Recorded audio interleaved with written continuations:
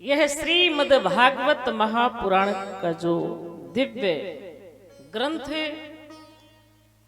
हम आप सब लोगों के सामने हैं। यह भगवान का विग्रह है, भगवान का स्वरूप है।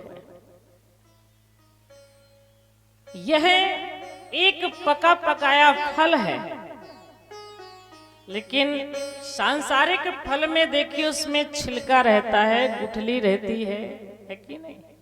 लेकिन इस श्रीमद् भागवत महापुराण रूपी जो फल है, इसमें छिलका गुठली कुछ नहीं है, इसमें केवल रस है, केवल रस।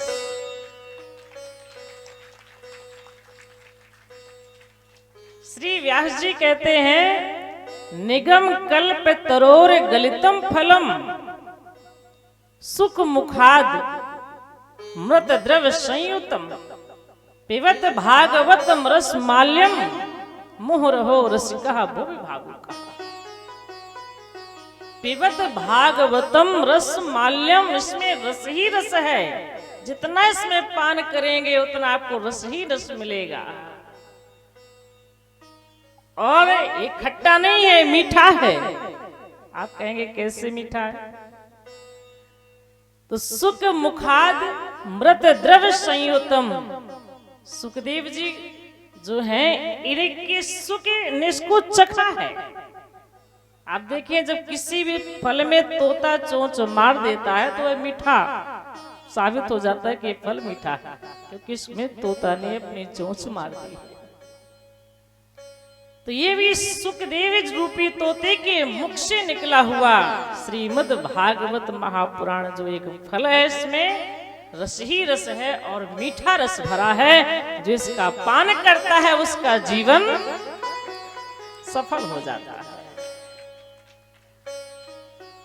सदा सेव्या श्रीमद् भागवती कथा, हमेशा इसका पान करते रहिए, इसको सुनते रहिए। अब आप लोग कहेंगे कि रोज कहाँ ऐसे सुनने को मिलेगा? अब पांडे जी रोज थोड़ा ना कथा करवाएंगे। अरे साल में एक आध दो बार करवा देंगे, एक बार करवा देंगे, दो बार हो जाएगा। रोज कहाँ मिलेगा? बात सत्य है। तो ध्यान रखिएगा, इसके लिए हमें क्या करना है? हमें ऐसी व्यवस्था की आवश्यकता नहीं। हम तो केवल श्रीमद् भागवत महापुराण को ले लें और बस जितना समय मिले उसी में उसको पढ़ते रहें, रसपान करते रहें, कथाओं को पढ़ें, सुने, आनंद लें, सबको सुनाएं। जितना आप भगवान की कथा को सुनेंगे, पढ़ेंगे, लोगों को सुनाएंगे, उतना ही आपका भगवान के प्रति प्रेम बढ़ता जाएगा, बढ़ता जाएगा। जिस चीज के बीच में हम ज्यादा समय देते हैं उसके प्रति प्रेम हो जाता है। होता है कि नहीं? हम बच्चों के प्रति इतना प्रेम क्यों करते हैं? क्योंकि हम उन बच्चों के साथ में हमेशा रहते हैं। घर गृहस्थी से इतना प्रेम क्यों? क्योंकि घर गृहस्थी में हमेशा दिन रात रहते हैं। तो ये जो है, जितना हम जिसके सानिध्य में रहेंगे उसके प्रति उतना ही प्रेम, उतनी ही आसक्ति, उतना ही लगाव हमारा बढ़ता जाएगा, बढ़ता जाएगा। लेकिन ध्यान रखना है, संसार से हमें कितना प्रेम करना है। ज्यादा नहीं, ज्यादा आसक्त हो जाएंगे तो फिर हमें नुकसान होगा। इस संसार को छोड़ने में परेशानी होती है।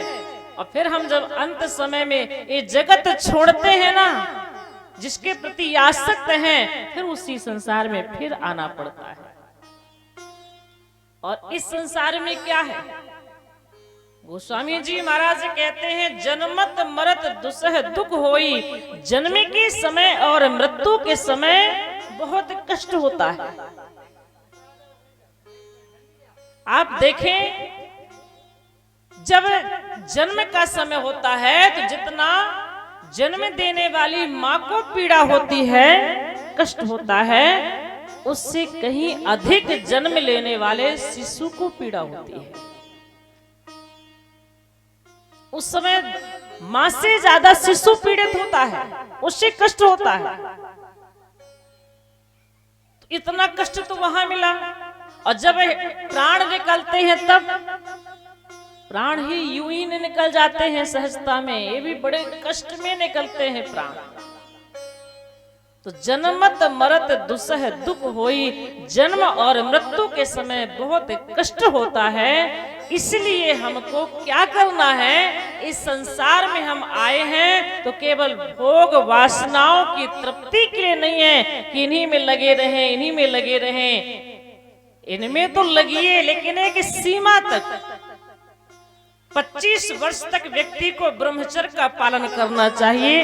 25 वर्ष के बाद गृहस्थ आश्रम में प्रवेश करके 25 साल तक गृहस्थ आश्रम में रहिए, और जैसे 50 वर्ष पूरे हो जाएं, अपने जो है दायित्व हैं उन्हें पूरा करते हुए धीरे धीरे परिवार समाज से अपनी आसक्ति को हटा करके धीरे धीरे भक्ति की ओर जाइए, और फिर 25 वर्ष तक भगवान का भजन करिए। क्योंकि 100 साल की जिंदगी मिली है, 100 साल हम जी नहीं पाते, बीच में ही राम नाम सत्य हो जाता है।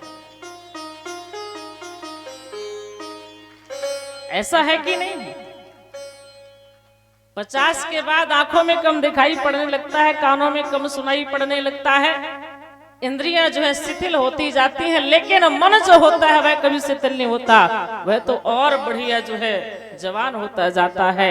बुढ़ापे में तृष्णाएं और बढ़ जाती हैं, आसक्ति और बढ़ जाती है, मेरा मेरा और करने लगते हैं। जब छोड़ना चाहिए तब हम और इस संसार की ओर भागने लगते हैं। तो ध्यान रखिएगा, श्रीमद् भागवत महापुराण की कथा हम आपको इस शिक्षा दे रही है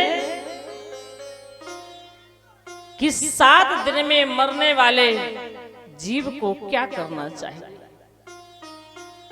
हमारा अंत समय कैसा होना चाहिए, यह हमें श्रीमद् भागवत महापुराण से सीखना है। मृत्यु कैसी होनी चाहिए और जीवन कैसे जीना चाहिए, ये रामचरितमानस से सीखे। राम जी की कथा से हमें सीखे कि जीवन कैसा हो, हमारे क्या संस्कार हैं, क्या मर्यादाएं हैं, क्या हमारा धर्म है, क्या कर्म है, किसके प्रति कैसा व्यवहार होना चाहिए, जीवन हमारा कैसे चले, यह रामचरितमानस से सीखें। और हमारी मृत्यु कैसे हो, यह श्रीमद् भागवत महापुराण से सीखें।